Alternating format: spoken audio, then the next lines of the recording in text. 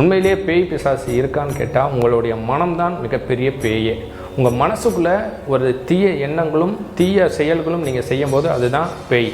அப்போ இன்றைக்கி பேய் பிடிச்சிருக்குன்னு சொல்லி நிறைய இடங்களுக்கு போகிறாங்க, பேய் பிடிக்கிறேன்னு சொல்லி அவங்கள அடிக்கிறது, துன்புறுத்துகிற நிகழ்ச்சிகள்லாம் நிறையா நடக்குது. உண்மையிலேயே அப்படி நடக்குமான்னு கேட்டால் எந்த மனிதர்களையும் பேய் பிடிக்காது. அதனுடைய எதிர்வினை எண்ணங்கள் நம்மளை பாதிக்குது மன ரீதியாக. அந்த பாதித்த எண்ணங்கள் அப்படிங்கும்போது நம்ம தன்னை அறியாமல் அப்நார்மலாக நம்ம நடந்துக்கிறது தான் இங்கே பேய் பிடிக்குதுன்னு சொல்லி நிறைய இடங்கள்ல சொல்லப்படுது. அப்போ பேய் பிடிச்சி ஒருத்தரை என்ன வேணால் செய்யுங்கிறது உண்மைனா, ஹிட்லர் பேரை கொண்டாரு, எத்தனையோ விபத்துகள் நடக்குது, கொள்ளைகள் நடக்குது.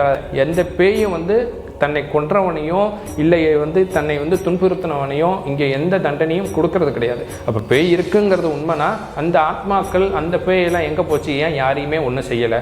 என் மன தைரியம் இருப்பவர்களை எந்த பேயும் பிடிக்க போவதில்லை. மன ரீதியாக பலகீனமானவங்களை மட்டும்தான் பேய் பிடிக்குது.